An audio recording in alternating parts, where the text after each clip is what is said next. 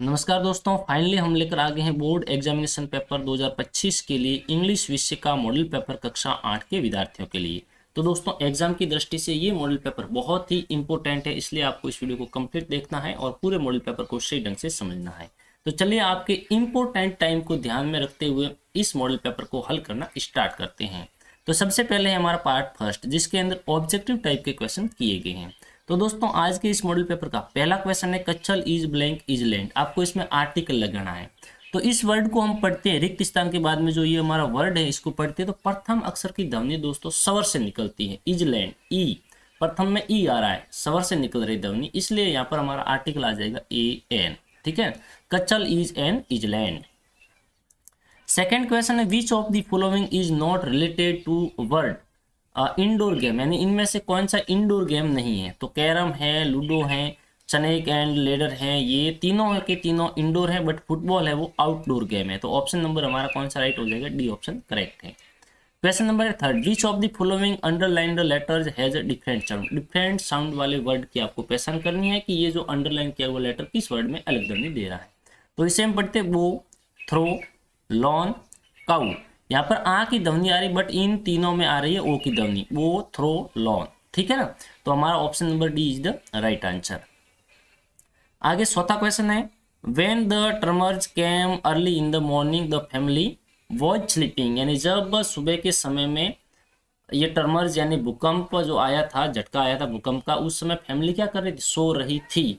यानी ये है हमारे पास्ट टाइम का, तो पास्ट टाइम के साथ में भी उस समय कंटिन्यूस टेंस से रिलेटेड है, इस कारण से वॉज स्लीपिंग आ जाएगा। ऑप्शन नंबर हमारा बी इसमें राइट हो जाएगा। आर का प्रयोग इज एम आर का प्रेजेंट कंटिन्यूस टेंस में होता है। उसके बाद में हमारा पांचवा क्वेश्चन है the soldiers blank we respect must serve honesty honestly. ठीक है, तो इसके अंदर हमारे जो प्रोनाउन यूज करना है हु हुम कौन सा आ जाएगा, तो द सोल्डर्स यानी सैनिक जिसकी हमें रेस्पेक्ट करनी चाहिए, जिसकी, तो उसके लिए आता है whom. Option number C is the right answer. दोस्तों, यदि इस मॉडल पेपर की आप पीडीएफ प्राप्त करना चाहते हैं तो हमारे टेलीग्राम चैनल पर जाना और वहां जाकर इसे डाउनलोड कर लेना, जिसका लिंक आपको डायरेक्ट इसी वीडियो के डिस्क्रिप्शन बॉक्स में मिल जाएगा।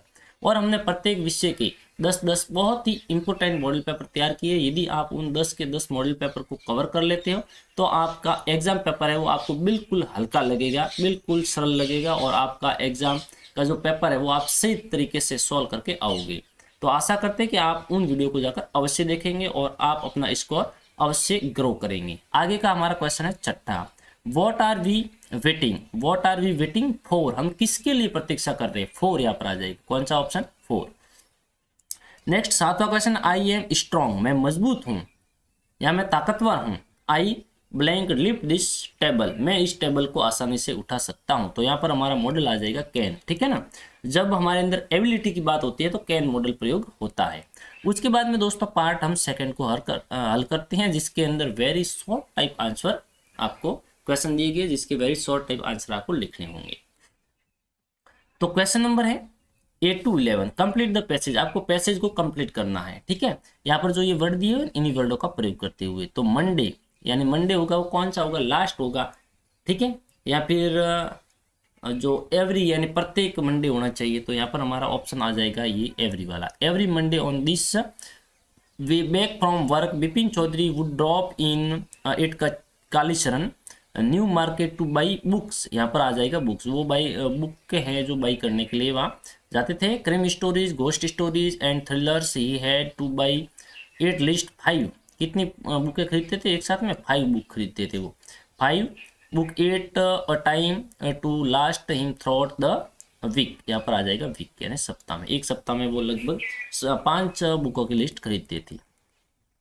उसके बाद में है हमारा क्वेश्चन नंबर 12, राइट दी ओपोजिट जेंडर। ओपोजिट जेंडर क्या होता है, विपरीत लिंग। ठीक है ना, लिंग बदलना है। तो मोंग का मतलब होता है सन्यासी, साधु। तो सन्यासिनी को हम क्या कहते हैं, साध्विकी को क्या कहते हैं, नन कहते हैं, NUN। ठीक है, उसके बाद में निफ्यू, निफ्यू का मतलब होता है भतीजा, तो भतीजी को क्या बोलते हैं, नाइस बोलते हैं, NIECE, नीच। ठीक है ना। नेक्स्ट क्वेश्चन है राइट दी मिसिंग लेटर, आपको मिसिंग लेटर है उसको कंप्लीट करना है। तो ये है क्रिसमस की स्पेलिंग CHRISTMAS, TMAS, ये क्रिसमस की हो जाएगी। और ये स्कूल की तो आप सभी को आती है, HESOOL। आपको टीचर की स्पेलिंग हमें कमेंट करके बताना है, ठीक है ना। ठीक है, यहाँ पर ये स्पेस है, इनमें आपके क्या आ जाएगा आपको हमें कमेंट करके बताना है। नेक्स्ट हमारा क्वेश्चन है 14वां, डोंट यूज मोबाइल फोन। हमें मोबाइल यूज नहीं करना चाहिए, मोबाइल फोन यूज नहीं करना चाहिए कब?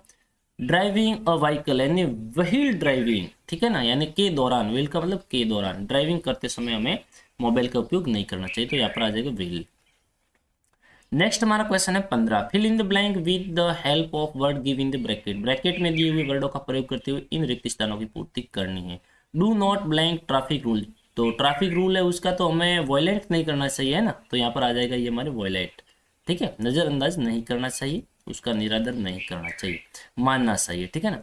Always blank to the left, always drive to the left, हमेशा ड्राइव हमें लेफ्ट साइड में ही करनी चाहिए। तो यहाँ पर ड्राइव आ जाएगा, ये वाली स्पेलिंग आ जाएगी ड्राइव। उसके बाद में दोस्तों क्वेश्चन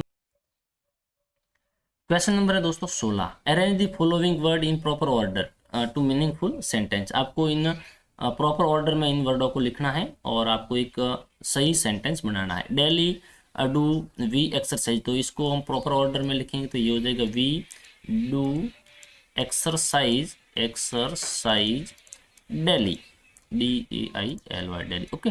और यहाँ है Sardar Vallabh bhai Patel really was iron man, तो हमारे सबसे पहले आ जाएगा सरदार वल्लभ भाई पटेल, लिखेंगे हम सरदार Vallabh bhai Patel was really an iron man, ठीक है, एन आयरन मैन, इस प्रकार से हो जाएगा, ठीक है। उसके बाद में हमारे जो पार्ट 3 रहेगा उसके अंदर आपको दोस्तों पैसेज पूछे जाएंगे 3, और तीनों पैसेज को सही ढंग से पढ़ना है और उसके बाद में आपको आंसर करने। तो ये हमारे हैं फर्स्ट लेसन से ही हैं, और इस पैसेज को आपको वीडियो को पॉज करके दोस्तों पढ़ लेना। मैं डायरेक्ट आपको इस क्वेश्चनों के आंसर के लेके चलता हूँ। तो फर्स्ट क्वेश्चन है 17वें का फर्स्ट है, how old was the roll top desk, यानी रोल टॉप डेस्क है वो कितना पुराना था। Where did the author find it, और यूथोर को ये कहाँ पर मिला था। तो the roll top desk was 19th century old, ठीक है ना। ये कितना पुराना था, ये था अर्ली 19th सेंचुरी, यानी लगभग 19वीं शताब्दी का था। और ये कहाँ पर मिला था, तो हम यहाँ पर लिखेंगे the author found it in junk shop, हम लिखेंगे the author found it in a junk shop. थोड़ा आपको सही ढंग से ग्रामर के रूल के हिसाब से इसको सही करके आंसर लिखना पड़ेगा, ठीक है। उसके बाद में सेकंड क्वेश्चन है what was the condition of the desk, यानी डेस्क की कंडीशन क्या थी। तो the condition of the desk was bad, ठीक है ना, उसकी जो कंडीशन थी वो बैड थी, बुरी थी। उसके बाद का क्वेश्चन है where did the author find the junk shop, यानी वेयर यानी कहाँ, ठीक है, वेयर यानी कहाँ। तो जंक शॉप को यूथोर ने कहाँ पर देखा था, कहाँ पर प्राप्त किया था। तो यूथोर को ये जंक शॉप मिला था ब्रिजपोर्ट में, है ना, ब्रिजपोर्ट में ये दुकान कबाड़ी की स्थित थी। तो the author found in a junk shop in Bridgeport, ठीक है, कहाँ पर ये थी, रोल टॉप डेस्क उसको मिलता है, और वो दुकान कहाँ पर थी, वो थी ब्रिजपोर्ट में, कबाड़ी की दुकान। उसके बाद का क्वेश्चन को हम हल करते हैं। उसके बाद का क्वेश्चन था हमारा where did the author roll top desk, हाँ।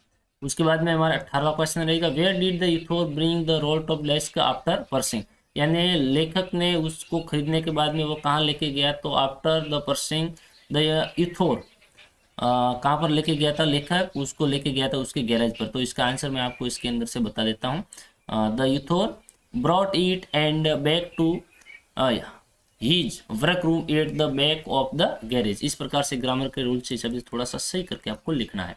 नेक्स्ट है when did the author begin to work on the desk, यानी लेखक ने उस डेस्क पर कार्य करना कब शुरू किया था। तो क्रिसमस की शाम को, ठीक है ना। तो यहाँ से हो जाएगा the author began work on it on Christmas Eve, ठीक है। ग्रामर के रूल्स के हिसाब से थोड़ा सा इसको मतलब हेल्पिंग वर्ब वगैरह इन मैन वर्ब का आपको थोड़ा ध्यान रखते हुए इनको थोड़ा लिखना होगा। उसके बाद का क्वेश्चन की ओर हम चलते हैं, जो क्वेश्चन है हमारा ये, हाँ, आपको लिखना है राइट ओपोजिट, आपको ओपोजिट लिखना है। तो नियर का मतलब होता है नियर यानी पास, तो दूर को क्या बोलते हैं, दूर को हम नियर यानी पास, तो फार यानी दूर हो जाएगा, FAR, ठीक है, FAR फार मीन्स दूर। और उसके बाद में लेट का मतलब होता है देरी से, तो जल्दी को क्या बोलते हैं, अर्ली, EARLY, अर्ली मीन्स जल्दी। ये स्पेलिंग है इस पैसेज के अंदर आई हुई है। उसके बाद का क्वेश्चन है, उसमें भी दोस्तों ये पैराग्राफ आप पैसेज रहेगा, इस पैसेज को केयरफुली ढंग से आपको रीड करना और उसके बाद में क्वेश्चनों के आंसर करने हैं। चलिए मैं आपको डायरेक्ट इनके आंसरों की तरफ लेके चलता हूँ। What color are the seed of the cobra lily turning into and what do they signify? तो इस क्वेश्चन का आंसर होगा कि भाई जो कोबरा फ्लावर के जो सीड्स थे वो किस प्रकार का रंग ले रहे थे। तो हम यहाँ पर इसका आंसर देखते हैं। इसका आंसर हो जाएगा हमारा, हाँ, द स्टार टर्निंग येलो, ये भी नहीं है। नेक्स्ट क्वेश्चन इसका हमारे आंसर है दोस्तों, डिस्प्ले ग्रे स्लोली, कहाँ गायब हो गया, अरे। In a few days from will start turning yellow, but now they still form green and lady slipper and उसके बाद में butterfly on will red yellow and near their rock is the hair। अरे भैया इसका answer तो अभी मैंने यहाँ कहीं देखा, पैसेज रह गया थोड़ा सा ऊपर, या क्या हो गया, हाँ ये पैसेज थोड़ा सा ऊपर रह गया था, तो इसका आंसर यही कहीं है, ये रहा। इस क्वेश्चन का आंसर हमारे हम लिखेंगे, इसका आंसर लिखेंगे यहाँ से, देखो, the seeds of the cobra lily are turning red, यहाँ से लगाकर हम इसको यहाँ तक एंड तक लिख देंगे, ठीक है ना। ये इसका आंसर था, ये पैसेज थोड़ा सा ऊपर रह गया इसलिए मैंने सोचा कि आंसर मिल नहीं रहा है। वॉट डू विल्ड दहलीज डू, यानी दहलीज के अंदर क्या हो रहा था, विल्ड का मतलब होता है जंगली, ठीक है, जंगली दहलीज में क्या हो रहा था, तो वहां पर क्या हो रहा था, कुछ बटरफ्लाई के वगैरह साथ में कुछ हो रहा था मेरे ख्याल से। तो इस क्वेश्चन का आंसर हम देखते हैं यहाँ पर, हाँ देखो, wild dahlias red yellow and magenta near dear head, और यहाँ से लगाकर हम यहाँ तक इसका आंसर लिख देंगे क्योंकि उसकी जड़ें हैं वो चट्टानों के अंदर जा रही थी। नेक्स्ट हमारा क्वेश्चन रहेगा, read the passage and write plural, आपको प्लूरल लिखना है तो सीड का तो हो जाएगा सीड्स, सॉरी SEEDS सीड्स हो जाएगा, और रूप का हो जाएगा ROOFS। दोस्तों यहाँ पर एफ हटता नहीं है, ओनली फॉर एस लग जाता है, ये ध्यान रखना आपको थोड़ा। उसके बाद में है हु और what put on fashion display and wear, तो यहाँ पर बटरफ्लाई है वो क्या फैशन कर रही थी उसके बारे में हम देखते हैं। इसका आंसर हमें मिल जाएगा, यहाँ से इसका लिख देंगे ग्राउंड ओशन, यहाँ से लगाकर white butterfly fashion display on grey, और यहाँ तक हो जाएगा लैंड और लैंडर तक, ठीक है, यहाँ से लगाकर आपके इस क्वेश्चन का आंसर हो जाएगा। इसमें आपको कोई भी संशोधित करने की आवश्यकता नहीं है, ये इसी प्रकार से लिख देना है। उसके बाद है what did snake and rodents do, यानी जो चूहे और स्नेक है वो क्या कर रहे, कर्तज्ञ जो होते हैं मतलब काटने वाले होते हैं, उसको चूहे चचुंदरी बोलते हैं, ठीक है। तो वो क्या कर रहे थे, वो अपने बिलों से बाहर आ गए थे, तो यहाँ पर हम लिखेंगे snake and rodents flooded out of their holes and, यहाँ से लगाकर इसका आंसर हम लिख देंगे, यहाँ तक लिख देंगे, ठीक है, गोदाम तक लिख देंगे क्योंकि वो फिर गोदाम में जाकर रेस्ट करते हैं, गोदाम में चले जाते हैं। उसके बाद में है, ये हो गया है व्हाट डिड स्नेक, ये हो गया है, और उसके बाद में है हमारे क्या करना है, वन वर्ड लिखना है। तो the season when it rain a lot, तो उसे बोलते हैं मानसून, क्या बोलते हैं, मानसून। दोस्तों मानसून की स्पेलिंग पैसेज के अंदर दी गई है, आपको मैं कमेंट करके बताना है। उसके बाद का क्वेश्चन है जिसके अंदर भी आपको ये पैसेज दिया गया है, इस पैसेज को क्लियर रूप से केयरफुली रूप से पढ़ना है और उसके बाद में क्वेश्चनों के आंसर करने।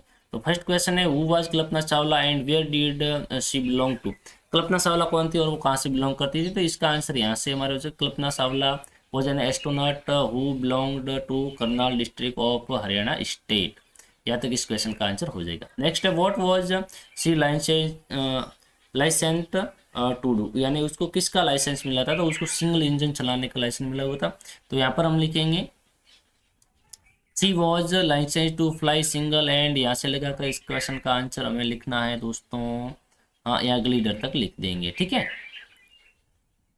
ओके। उसके बाद में what did do before become an astronaut, तो बिफोर बिकम एन एस्ट्रोनॉट, यानी जो वो एस्ट्रोनॉट नहीं थी उस समय, वॉट बिफोर से पहले क्या कर रही थी, तो यहाँ पर इस क्वेश्चन का आंसर हो जाएगा, यहाँ से इसका आंसर लिख देंगे direct, become astronaut she was already a scientist and NASA, NASA के अंदर एक वो साइंटिस्ट थी, साइंटिस्ट। ओके, उसके बाद में हमारा क्वेश्चन था दोस्तों, ये हो गया है, ये भी हो गया है। उसके बाद का question, how long was her first space mission, name the space shuttle. ठीक है, तो इसका जो स्पेस शटल था उसका टाइम कितना था, तो यहाँ पर देखो, यहाँ से इसका Kalpana Chawla first space mission यहाँ से लिखेंगे इसका आंसर। ओके, मैं थोड़ा सा इनको पहले वालों को हटा देता हूँ ताकि आपको सही ढंग से समझा सकूँ। और इसका आंसर हम यहाँ लिखेंगे, कहाँ से लिखेंगे, कल्पना चावला यहाँ से लिखेंगे। और यहाँ से लगा कि इसका फर्स्ट मिशन कितना था, इतना लंबा था। ठीक है, यहाँ तक हो जाएगा और ये इसका मिशन का नाम भी यहाँ इसमें आ जाता है। ओके, उसके बाद का क्वेश्चन है हमारा, what did she during this time. वो उस समय क्या कर रही थी, तो उस समय वो क्या कर रही थी भाई, ड्यूरिंग दिस टाइम वो उस समय अर्थ के चारों ओर घूम रही थी। ड्यूरिंग दिस टाइम वेंट, यहाँ से लगाकर यहाँ तक हो जाए 252 टाइम्स उसने अराउंडिंग कर ली थी।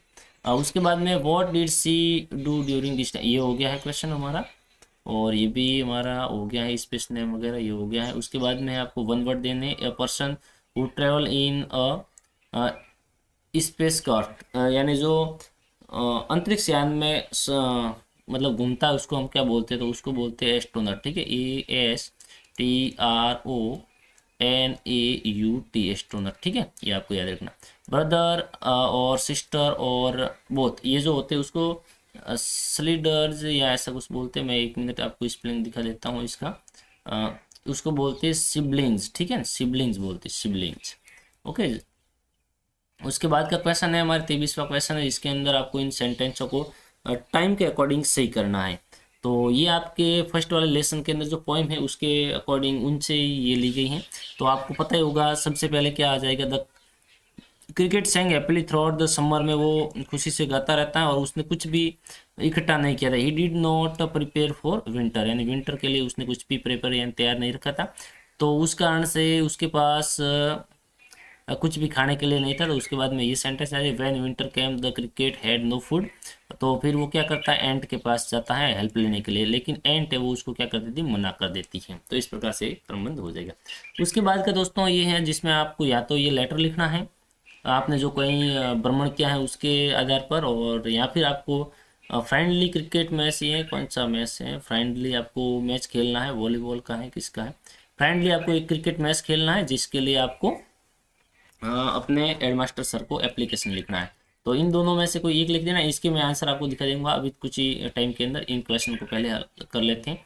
या फिर आपको ये पैराग्राफ लिखना है, सेलिब्रेट ऑफ इंडिपेंडेंस डे, या फिर आपको ये लिख देना है, एक स्टोरी लिख देनी है, वंस ईयर एंड टॉर्टोइज। ठीक है, ईयर एंड टॉर्टोइज के पर। तो इनके आंसर मैं आपको यहाँ पर दिखा देता हूँ। इसके आंसर सभी के हैं। ये पूरा का पूरा मॉडल पेपर का सॉल्यूशन यहाँ पर दिया गया है। वीडियो को पॉज करके आप पढ़ लो, या फिर टेलीग्राम चैनल पर जाकर इसे डाउनलोड कर लो, आपको ये सब मिल जाएंगे। और ये रहे इन सभी के आंसर, ये रहा आपका लेटर और ये रहा आपका एप्लीकेशन। ओके, और उसके बाद में ये रहा आपके इंडिपेंडेंस डे पर ये पैराग्राफ, वीडियो को पॉज करके पढ़ लो। और ये रहा ईयर एंड टॉर्टोइज पर स्टोरी। ठीक है, तो इस प्रकार से ये हमारा मॉडल पेपर था। आशा करते दोस्तों ये मॉडल पेपर आपको बहुत अच्छा लगा होगा। यदि मॉडल पेपर अच्छा लगा है तो वीडियो को लाइक करें, चैनल को सब्सक्राइब करना तो बिल्कुल ना भूलें।